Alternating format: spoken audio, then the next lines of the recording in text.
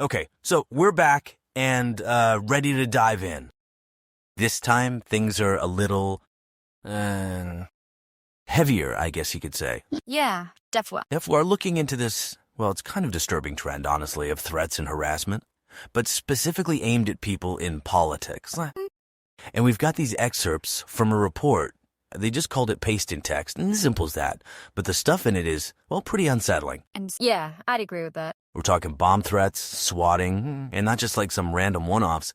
This report is focused on a whole wave of this stuff, and all targeted at people connected to the Trump administration. Yeah, and what really jumps out, at least to me, is just how widespread it is, you know? This report, it names at least 9 different people targeted, and these aren't just like low-level staffers either. We got cabinet nominees, White House staff, across all sorts of departments. So this isn't just a couple isolated incidents, you know? This is a pattern, and it's a big one, and it needs to be taken seriously. Yeah, it does feel like it goes way beyond just like disagreeing with someone, you know? And for our listeners who maybe haven't heard of swatting before, because it's pretty messed up.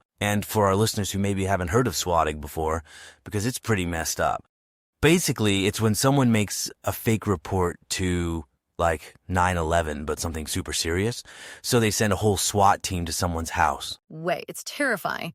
And when you combine that with bomb threats, too, I mean, what does that tell us about what these people are trying to do? Oh, it's clear. They want to scare these people, disrupt their lives, make them afraid to do their jobs.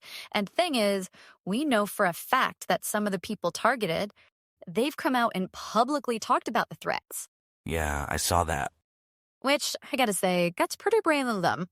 I mean, think about it. You're in this high-pressure job, everyone's watching you, and you know, speaking out could make things even worse.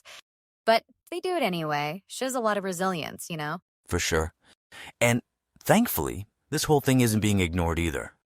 The FBI is investigating, and the Biden administration is keeping a close eye on things, too. But let's step back for a second. Look at the bigger picture, right? Over the past few years, we've seen more and more threats and violence against politicians, and it's not just one party or ideology. It's happening everywhere. Yeah, exactly. And that brings up the big question, what does this mean for our political system in the long run? I mean, imagine you're thinking about getting into public service, working for the government, but you know there's a chance you could end up facing these kinds of facts. It's not just about being physically safe either. It's mental and emotional stress, the constant worry, not just for yourself, but for your family too. Their lives get disrupted. They have to live with that fear. It's a huge burden. Could even make people think twice about serving at all, you know? Absolutely.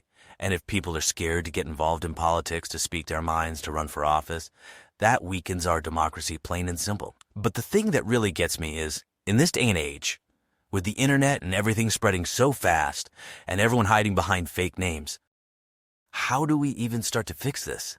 How can law enforcement even investigate, let alone stop it from happening in the first place? Yeah, that's one of the toughest parts, for sure. It takes a lot of different approaches working together. You've got digital forensics, which is what the FBI uses to try and track people online. But it's really complicated, especially because there are so many ways to be anonymous online. And then there's the question of resources, too. Do law enforcement agencies even have enough people and tools to handle this kind of investigation? It's a big ask. Yeah, and even if we had the best investigators in the world, even if we could track down every single person making these threats, there's still the bigger issue. If we don't change the overall attitude, the hostility, the intolerance, it's like putting a Band-Aid on a broken leg. Exactly. It's about creating a culture where people respect each other, even when they disagree strongly. It's about realizing that just because someone has different political views, it doesn't make them a bad person. It doesn't mean you have to attack them or threaten them. So to recap, we talked about how threats against politicians are on the rise, driven by some pretty complex motivations, and made easier because of the internet.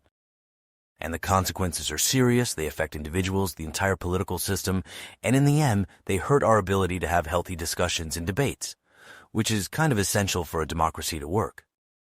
But before we wrap up, I want to leave you all with something to think about.